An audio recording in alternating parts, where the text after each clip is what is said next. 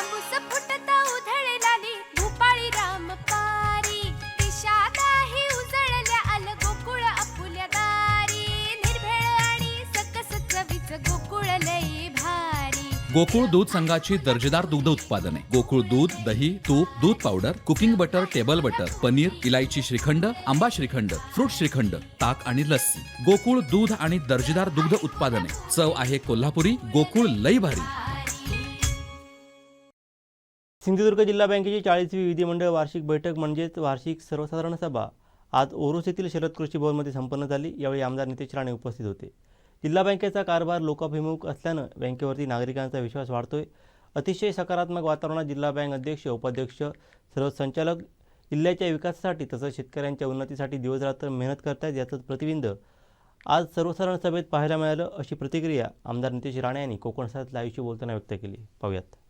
आज आमच्या सिंधुदुर्ग जिल्हा बँकचे सर्वसाधारण सभा चेअरमॅन मनीष दळवीजींच्या नेतृत्वाखाली आणि आम्ही सगळेच संचालक एकत्र येऊन आज संपन्न झाली। आणि आज जसं आपण सांगितले की हा गर्दी जी का आपल्याला पाहायला मिळाली, या गर्दीचा एकच अर्थ आहे की आमच्या जिल्हा बँकेवर विश्वास वाढतो आहे।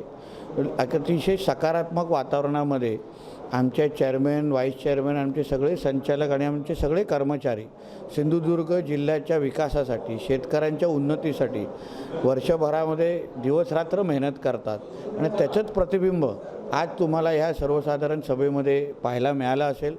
त्याचबरोबर तुम्ही अभिनंदनाचे ठराव बघा किती आलेले आहेत।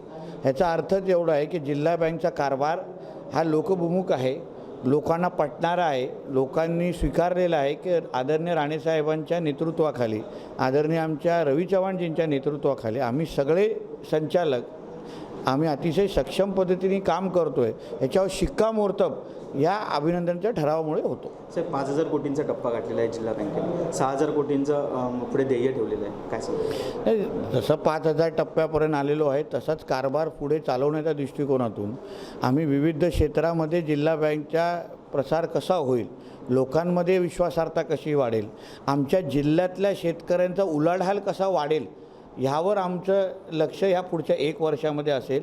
चांगल्यातल्या चांगल्या योजना आमच्या जिल्हा बँकेने ह्या निमित्ताने इंट्रोड्यूस केल्या आहे, लोकांसमोर आणलेलं आहे। लोकांच्या घरापर्यंत त्यांची बँक येते, त्यांचा बँकेबरोबर असलेला व्यवहार सुकर करते।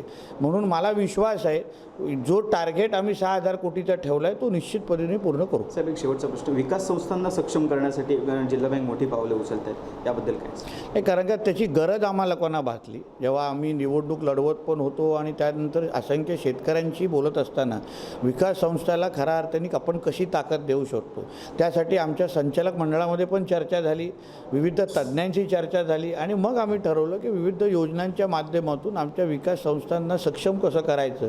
विकास संस्था सक्षम होणं म्हणजे तळागाळातला शेतकरी सक्षम होणं आणि त्या दृष्टिकोनातून पावलं आम्ही उचलताना आपल्याला दिसत आहोत। आमचे दिवसभरातले सर्व अपडेट्स, ताज्या घडामोडी आणि थेट लाईव्ह पाहण्यासाठी सबस्क्राइब करा, लाईक करा कोकणचं नंबर 1 महा चॅनल कोकण 7 लाईव्हचं YouTube चॅनल।